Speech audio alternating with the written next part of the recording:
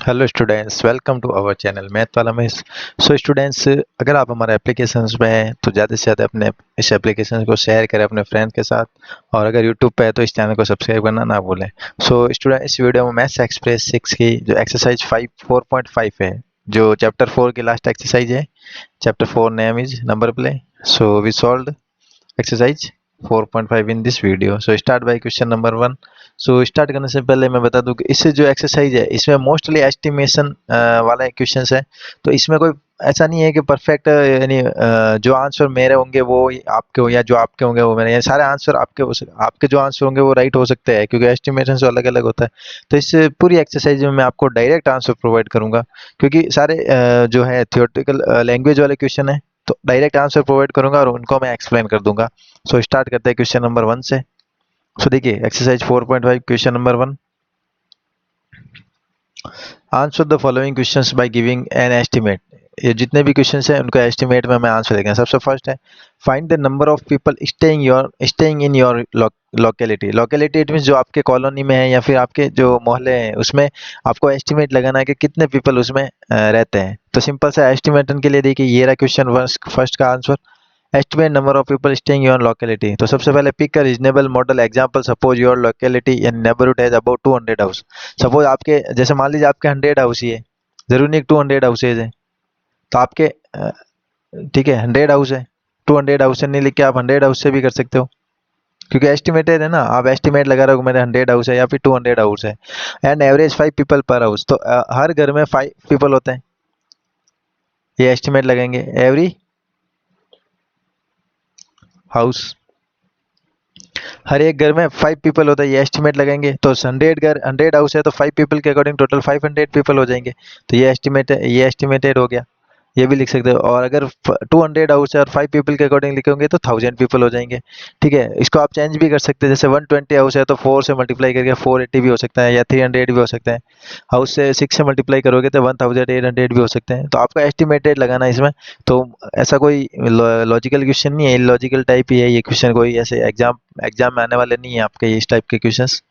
तो आपको ओनली समझना है एस्टिमेशन कैसे लगाना। आपके मोहल्ले के अकॉर्डिंग भी लगा सकते हो। मान लीजिए आपके गली में 10 हाउस ही है, ठीक है, हर एक हाउस में मान लीजिए आपके 4 पीपल ही आप एवरेज लगाते हो, हर घर में 4 पीपल है तो टोटल 40 पीपल हो गए कंप्लीट आपके जो कॉलोनी है उसमें, या फिर आपके जहाँ पे स्टे करते हो वहाँ पे टोटल इतने हो गए, एस्टिमेशन हो गया। ठीक है, नेक्स्ट क्वेश्चन सेकेंड।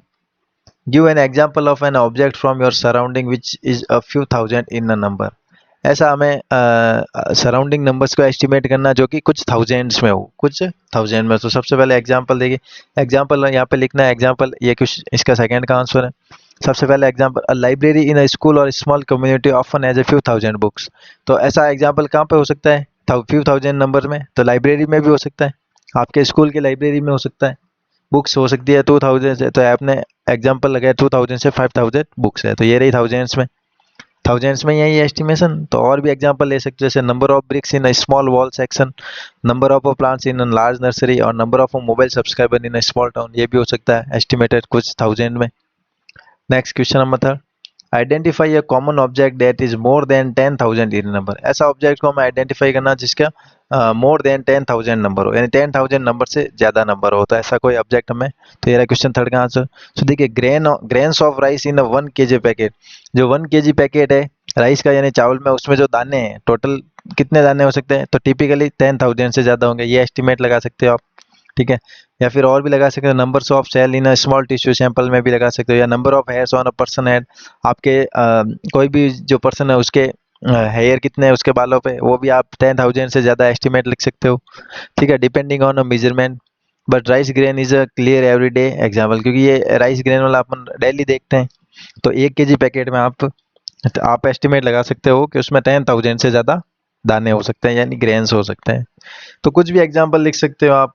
ठीक है, एस्टिमेटेड के लिए एनी एग्जाम्पल। तो ये हो गया क्वेश्चन थर्ड का आंसर। Next question number 4। तो कंप्लीट जो इस एक्सरसाइज में जितने भी 8 क्वेश्चन है चाहे 9 क्वेश्चन है, सारे मैं डायरेक्ट आंसर प्रोवाइड करूंगा। तो अभी तक आपने हमारा चैनल सब्सक्राइब नहीं किया तो सब्सक्राइब कर दें। स्टार्ट देखिए next question number 4। Question number 4। Nimay has been promoted to class 9th who has been studying in the school since LKG। वो LKG से स्कूल में पढ़ रहा है और प्रमोटेड हुआ कहाँ पे, यानी 9th क्लास में आ गया। So he claims to have attend school approximately 3000 days so far. तो उसने अभी तक 3000 डेज स्कूल में अब उसकी अटेंडेंस है। Is his estimated accurate, give reasons for answer. क्या उसका जो एस्टिमेट है वो एक्यूरेट है क्या? तो एक्यूरेट तो कैसे हो सकता है, एक्यूरेट तो हो नहीं सकता है, क्योंकि किसी ने दिन डेज तो काउंट नहीं किए। जैसे आपने क्लास एलकेजी से लेकर आप 9 तक आ गए, तो आपने क्या डेज काउंट किए कि इतने मेरे डेज मैंने स्कूल में बिताए, यानी स्कूल गया हूँ इतने दिन अटेंडेंस लगी है मेरी, ऐसा नहीं है ना। तो एक्यूरेसी तो नहीं होगी, उसका एस्टिमेटेड है जो एक्यूरेट तो नहीं होगा, ये तो फिक्स है। अब देखिए और क्या देना है, इसका रीजन बताना है। देखिए, इज इट एक्यूरेट गिवन, तो first find how many years from LKG to class 9। तो एलकेजी से 9 तक कितने ईयर्स होंगे पहले तो देखिए, एलकेजी का 1 ईयर और यूकेजी का टोटल 2 ईयर्स हो गए। फिर क्लास 1 से लेकर 9 तक 9 ईयर्स हो गए, तो टोटल ईयर्स तो हो गए यहाँ पे 11 ईयर्स हो गए।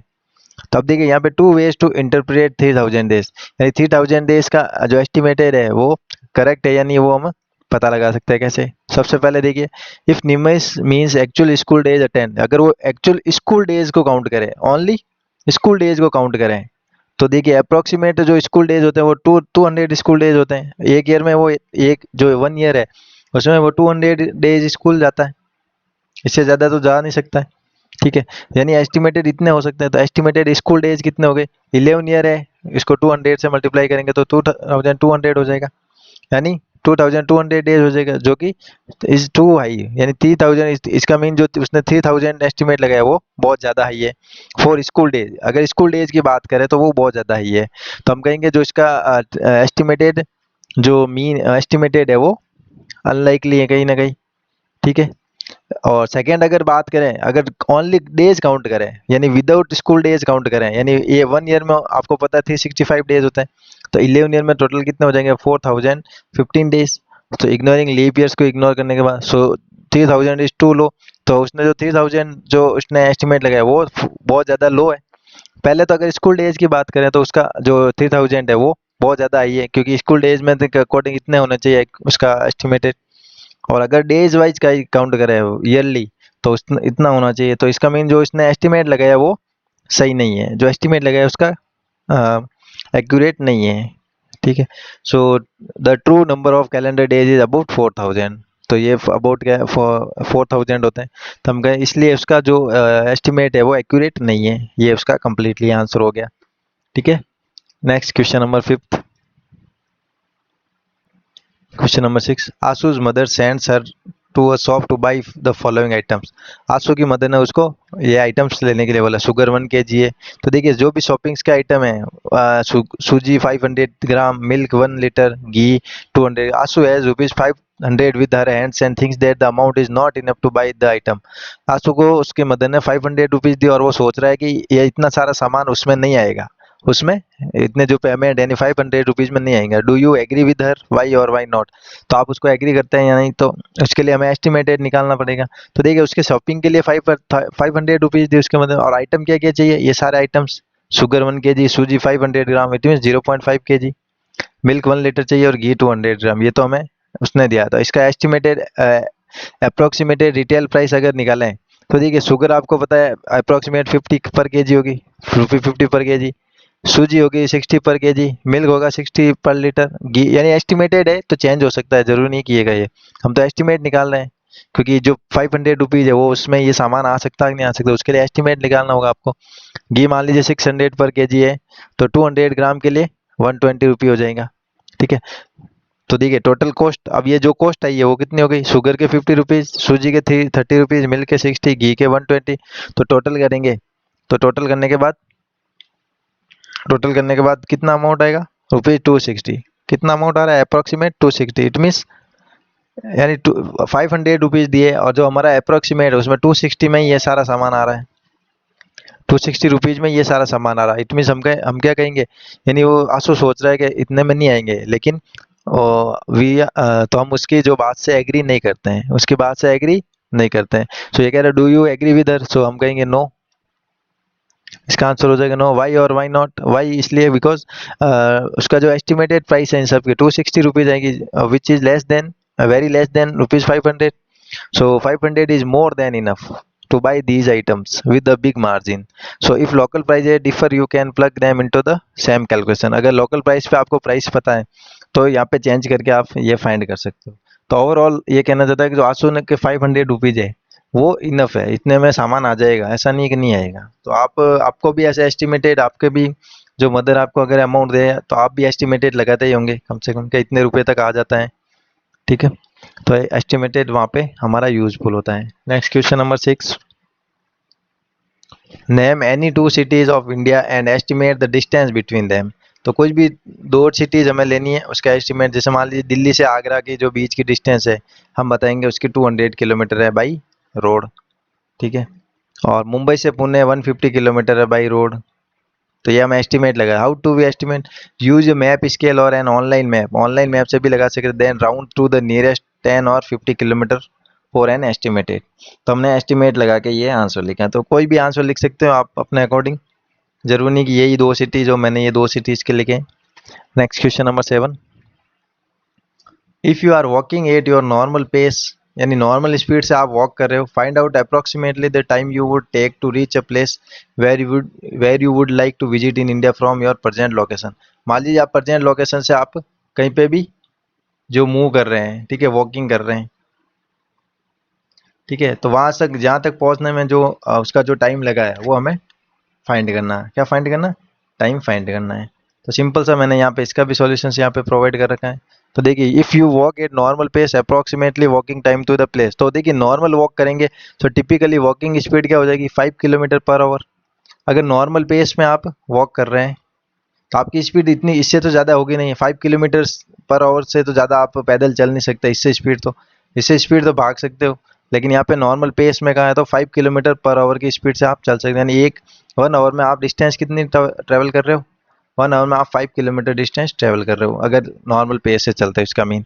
फिर देखिए, अगर हम बात करें using to the Delhi Agra, अगर हमारा अप्रोक्सीमेट हमारा 200 किलोमीटर, मान लीजिए आप 200 किलोमीटर आपको वॉक करना है. यहाँ से आपकी कोई भी डिस्टेंस है, जैसे मान लीजिए आप दिल्ली में हो और आपको जाना है आगरा, तो आपको अप्रोक्सीमेट आपको पता है 200 किलोमीटर. अब टाइम कितना लगेगा? सिंपल सा देखिए, टाइम और डिस्टेंस, टाइम का फॉर्मूला क्या है? Distance upon speed. Time equal जो डिस्टेंस अपॉन स्पीड होता है.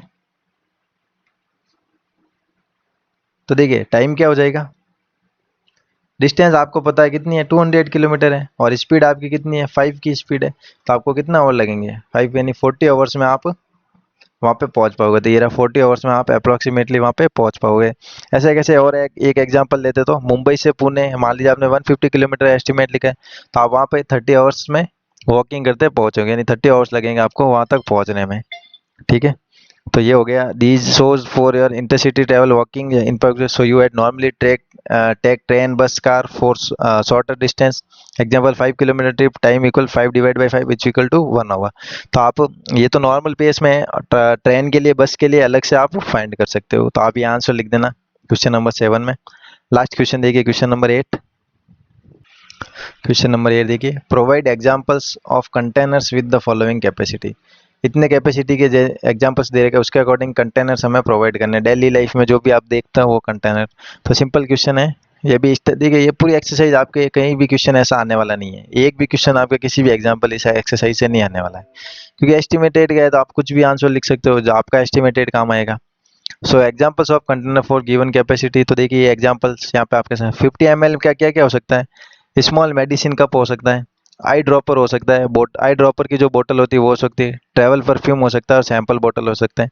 तो 50 ml में वो आ जाएंगे. अब 30 लीटर में, 30 लीटर तो ये थोड़ी लार्ज है, तो लार्ज हाउस होल्ड बकेट और स्मॉल प्लास्टिक ड्रम. जो स्मॉल प्लास्टिक का ड्रम होता है वो 30 लीटर का हो सकता है. फिर 150 लीटर के आपके क्या क्या हो सकता है? Small domestic refrigerator capacity. जो रेफ्रिजरेटर होता है उसमें उसकी कैपेसिटी कितनी होती है? 150 लीटर होती है. और मीडियम ओवरहेड वाटर टैंक, जो वाटर टैंक होता है उसकी भी सिंगल रूम के लिए जो वाटर टंकी होती है ऊपर में जो वो टंकी 150 लीटर की हो सकती है. फिर 2000 लीटर के लिए क्या क्या हो सकता है एस्टिमेट? आप और भी लिख सकते हो एग्जांपल्स, मैं आपको ये सिंपल सा बता देता हूँ. Common house hold overhead water tank 2 kilo litre tank और स्मॉल वाटर टैंक. जो घर का जो वाटर टैंक होता है वो 2000 लीटर्स का होता है, या जो वाटर का जो टैंकर नहीं होता, जो ट्रैक्टर और टैंकर वाले, उनका जो कैपेसिटी होती है 2000 लीटर्स की होती है. ओके, तो ये मैंने एग्जांपल्स यहाँ पे बता दिए। क्वेश्चन नंबर 8 भी हो गया हमारा कंप्लीट और एक्सरसाइज भी हमारी हो गई कंप्लीट। तो देखिए ये एक्सरसाइज डायरेक्ट ही थी, इसी टाइप से होगी, बाकी इसमें ऐसा समझाने लायक ऐसा कुछ है नहीं। तो आप ये सारे आंसर्स लिख देना और अपने अकॉर्डिंग भी आप आंसर चेंज कर सकते हो। सो थैंक्स फॉर वॉचिंग, मिलते हैं नेक्स्ट चैप्टर के सॉल्यूशंस के साथ।